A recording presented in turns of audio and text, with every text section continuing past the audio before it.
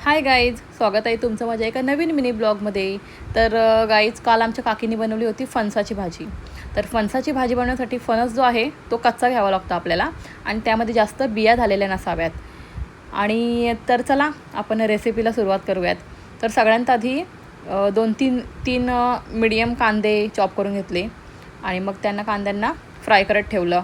कांदे ब्राउनिश होईपर्यंत फ्राय केले आणि मग त्यानंतर काकीने टाकला कढीपत्ता टाकल्यानंतर काकीने टाकलं हळद, थोडा गरम मसाला आणि चवीनुसार मीठ. आणि मग यानंतर काकीने टाकलं एक वाटण, ज्या वाटणामध्ये होतं कोथिंबीर, मिरची, खोबरं, थोडं अद्रक आणि थोडं लसूण. अशा प्रकारे हे वाटण होतं. मग वाटण हे जे आहे ते तेल सुटेपर्यंत शिजवलं आणि मग वाटण शिजल्यानंतर त्यामध्ये टाकलेलं त्यांनी उकडून स्मॅश केलेलं फणस. सो अगदी कमी वेळात ही भाजी तयार होते, कारण फणस जे आहे ते ऑलरेडी उकडलेले असतं. सो फक्त 5 ते 7 मिनटे लागतात ही भाजी शिजायला. आणि तुम्ही बघू शकता काय किती मस्त भाजी तयार झालेली आहे. तर तुम्हीसुद्धा ही रेसिपी तुमच्या घरी ट्राय करून बघा. Thank you for watching.